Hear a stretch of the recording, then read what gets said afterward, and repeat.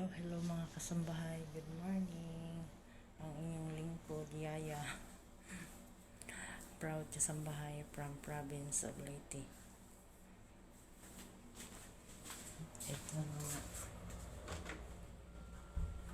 Maaga ang Yaya maaga ang Yaya naglilinis ng kalat.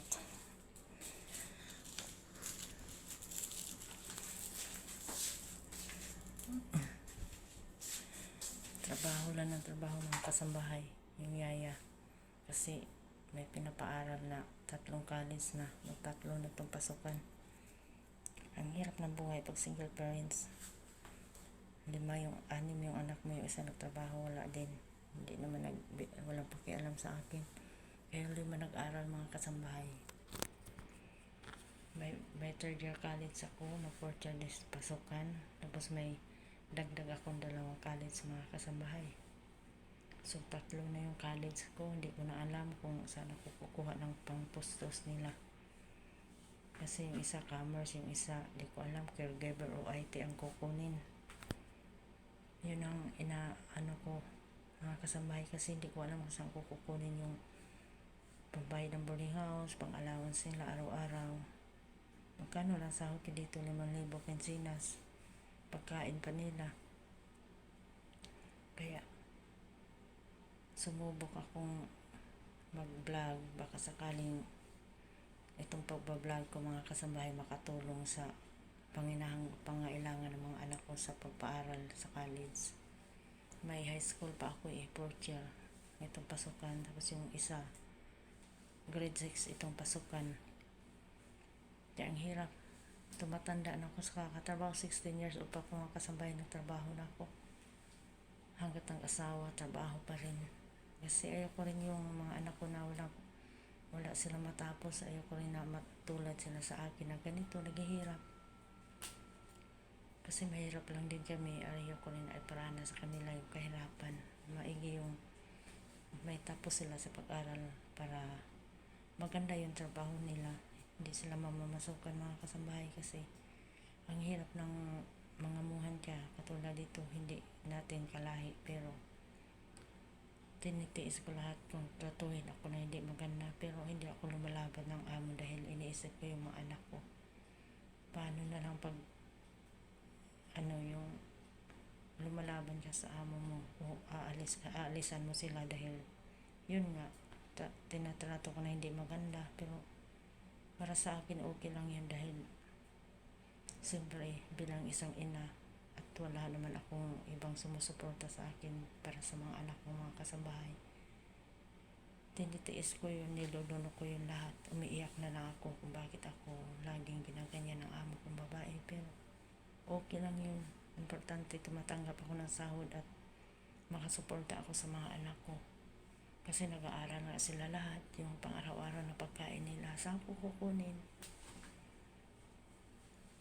Hindi naman sila kalahit natin, Malaysian Chinese sila mga kasambahay, pero pilit ko pa rin lumalaban sa buhay parang alang sa mga anak ko mga kasambahay. Kahit may sakit ako, hindi kami libre ng gamot dito, pero okay lang pa rin sa akin hanggat makaya ko. Mapatapos ko lang yung mga anak ko sa pagpaaral mga kasambahay. Grabe ko ka strong mother. Lumalaban ako sa hamon ng buhay. Balang araw, matapos din yung sakripisyo ko sa mga anak ko na makapag-aral sila ng maayos. Kaya sa lahat ng manonood nito,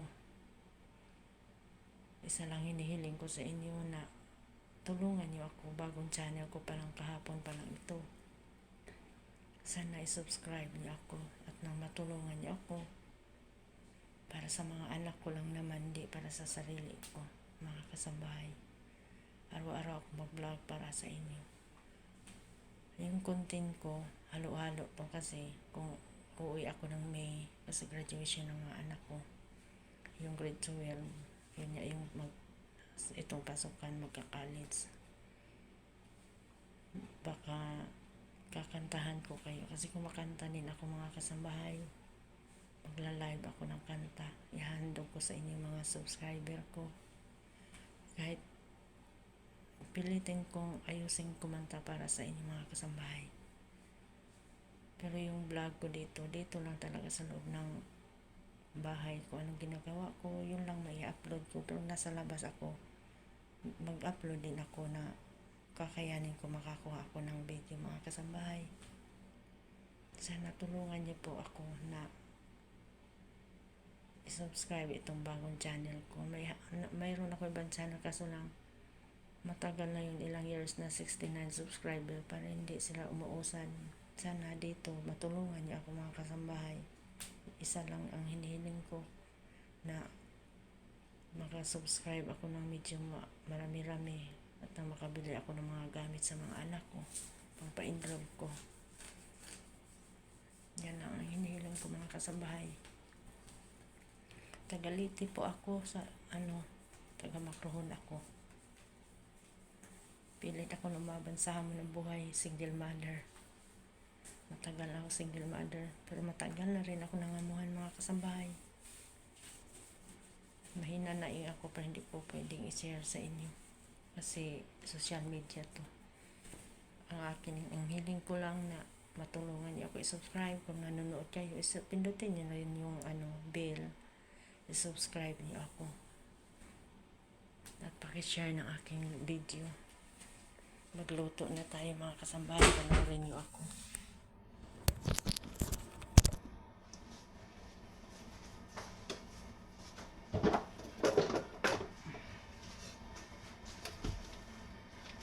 Magluto tayo ng pagkain nila.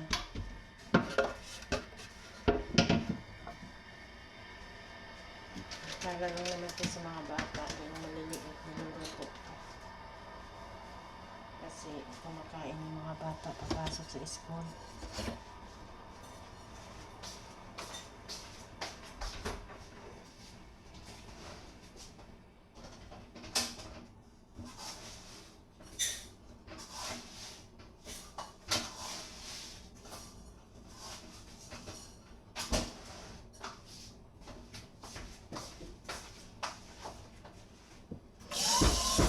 Hirap lang maging isang nanay na naman kasama na katulong sa anak. Suporta sa mga anak ng kasambahay.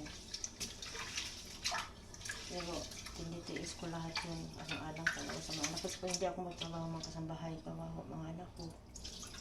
Saan lang sila kukuha ng makain? Wala.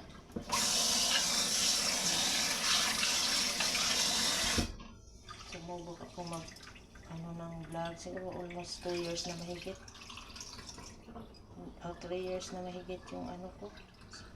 Channel ko. Yung isang channel ko, yung Proud Kasambahay. 69 subscriber lang. Wala naman subscribe sa akin ko. Nagawa ako ng bago ito yun. Sana matulungan niyo ako.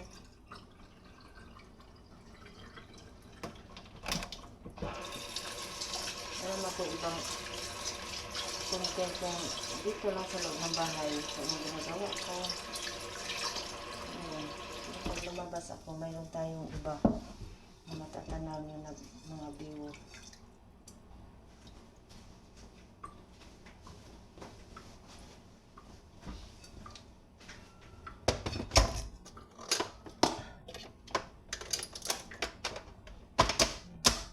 Tinitiis ko lahat yung mga kasambahay sa mga anak ko.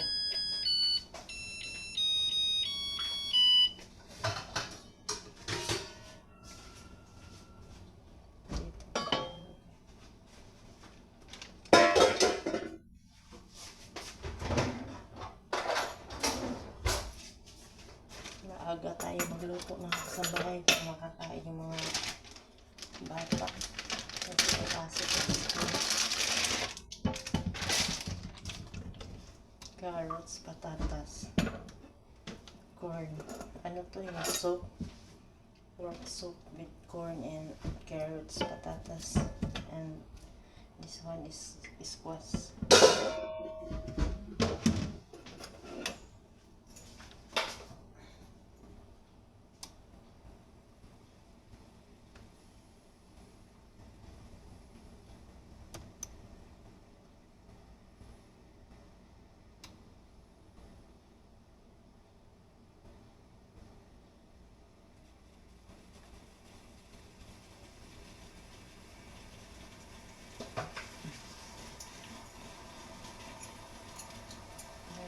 talaga pag magulang ka, mga kasambahay, hindi mo indahin yung pagod ng trabaho mo.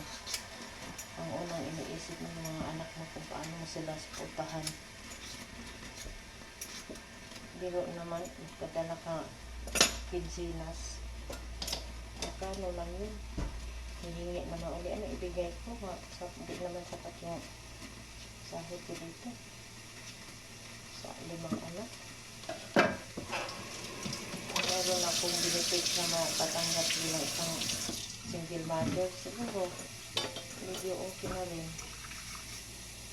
Kaso lang wala eh.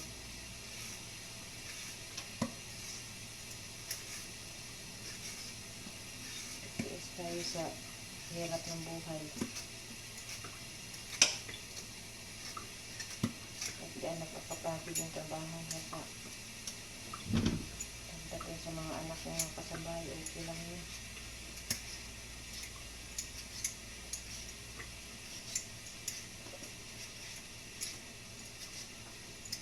Maaga po ito niluluto ang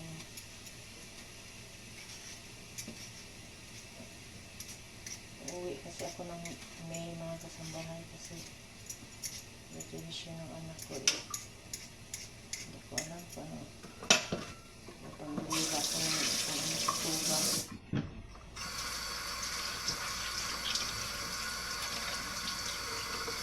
Kapit mami, wala man ang tayo na iuwi. Ipapadala, pakit mani, magpapadala mo na lang kada bayaran sa eskwelahan.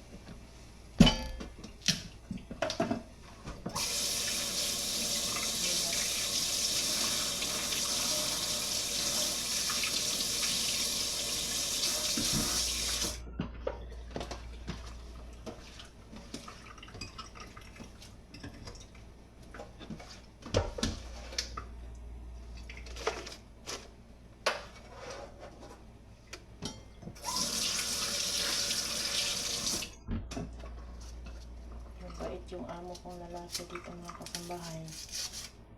Yung babae lang talaga hindi maganda magtrato. Kaya okay lang yun. Nangamuhan kasi tayo. Siguro kasama yan sa trabaho yung gaganyanin tayo. Pero matanda na ako nangamuhan. Ngayon na ako nakaranas ng kape-apihin na niluluto mo ibabagsak. Sasaraduhan ko ng pinto. Pero tinitiis ko lang yun.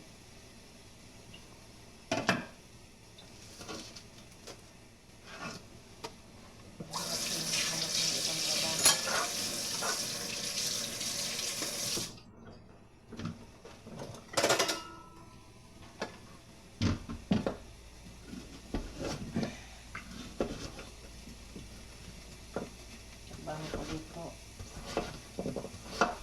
maglinis, magluto, tapos mag-alaga din ako ng bata wala sa kontrata.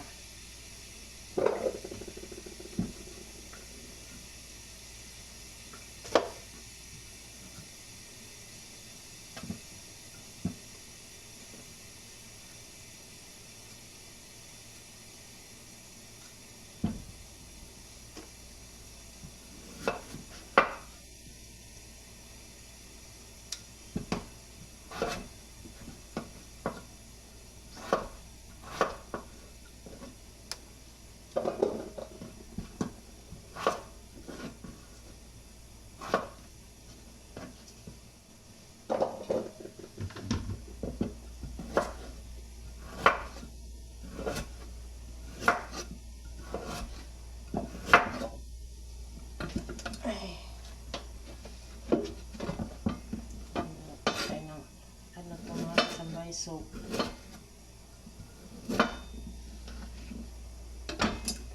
Ano na siya sambahan yung baboy or yung soap nila.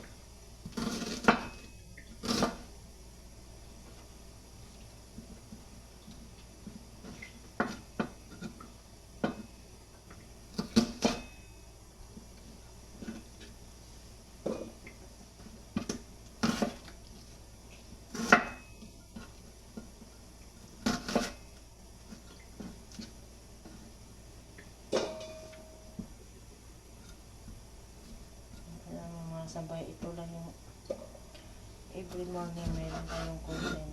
Hindi pa rin tayo pwede mag-live at siguro dito kasi isa lang naman nag-subscribe sa akin, wala nang iba. Kasi kahapon pa ako dito eh. Kahapon pa lang yung ano ko.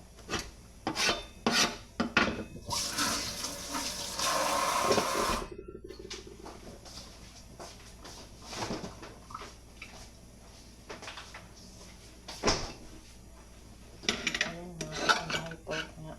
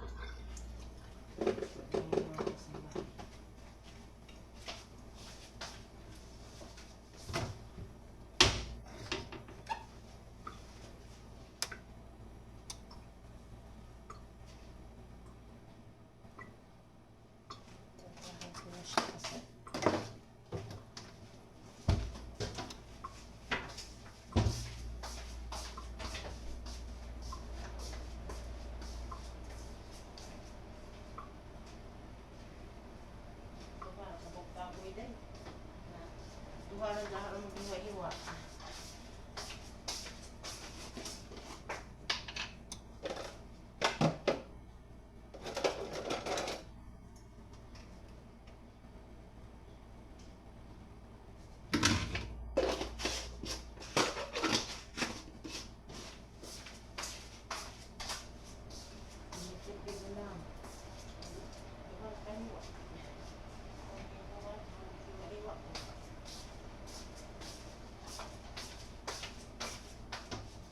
Sa ano karne, 2 piraso lang.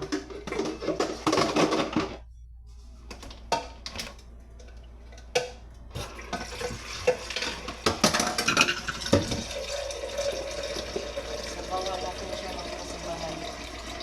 Natin siya ng isang litro. 1/4 na ano water. Ano to soup, pork corn with soup, soup pork with corn ba yun?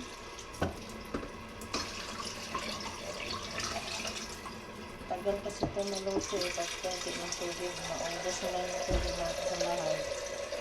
Pero yung karne hindi pa lutong-luto. Kaya, mas better na, pagdagan na lang yung water.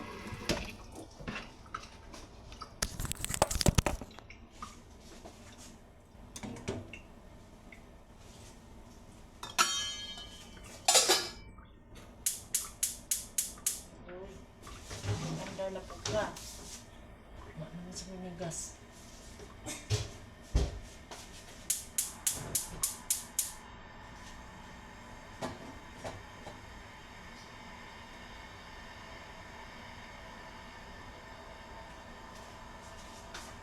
Diyan natin siya lutuin mga kasambahay.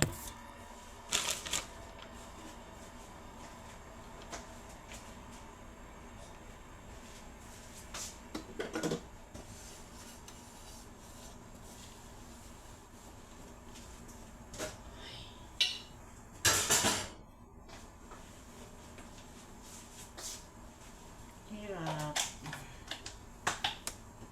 Buhay lumalaban.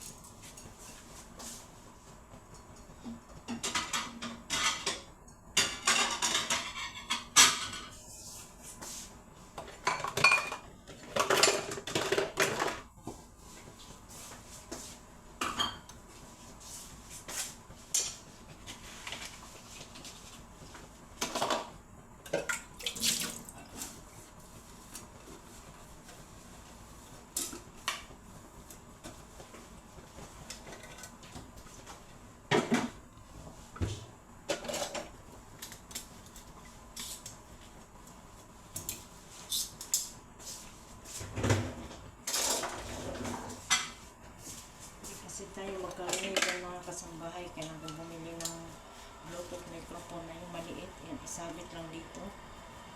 Kasi pag headset, tingnan mo.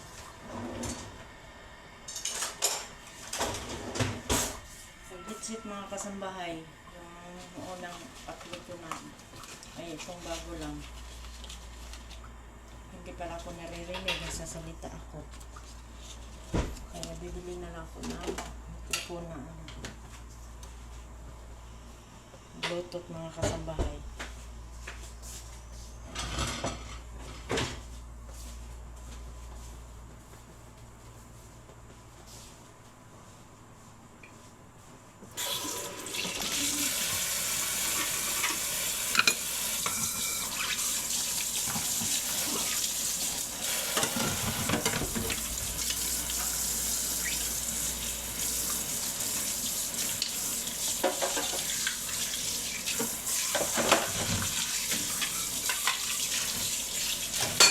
Pagdating ng closing ng klase mga kasambahay, ang hirap namin bayarin. Sabay-sabay pa kayo, graduation.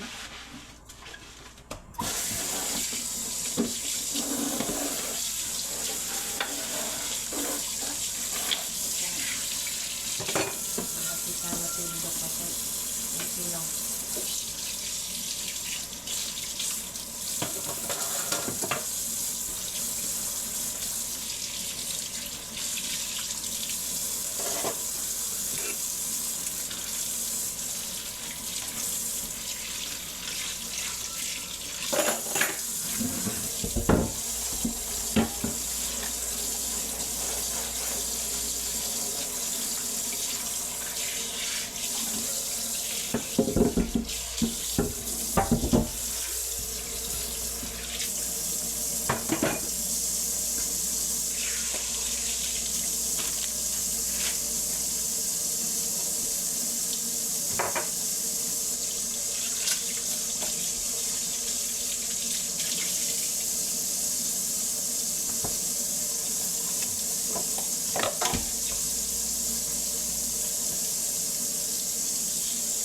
Buhay.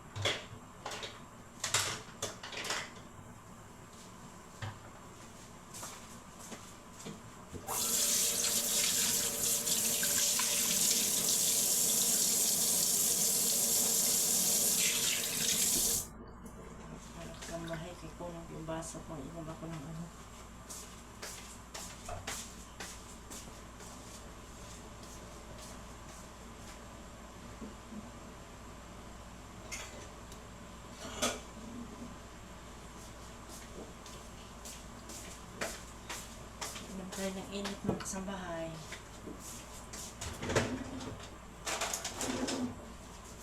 Kasi maaga tayo ng malamig na tubig. Kaya inuman na tayo ng Yan, nagkakape. Ano siya mga kasambahay? Ito, yung tawag nito, honey, ginger, at saka lemon. Wala na nga mga kasambahay, konti na lang. Binigay lang to sa akin, hindi ko alam saan to bibilhin. Gusto ko to sa umaga. Masarap siya inumin.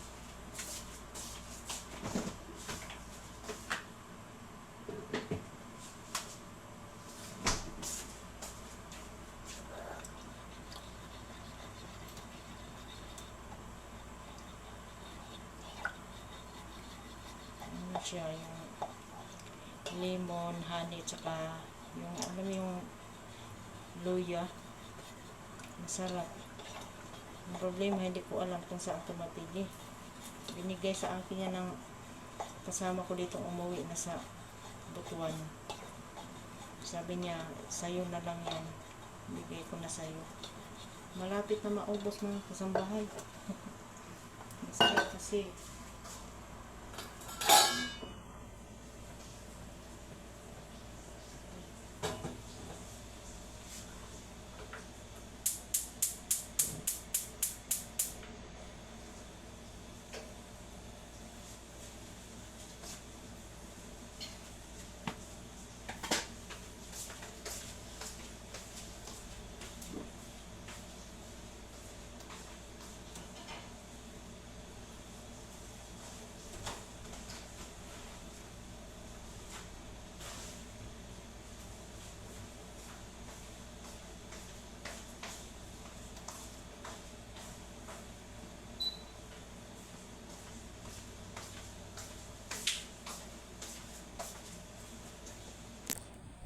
Sobrang init na ng panahon mga kasambahay.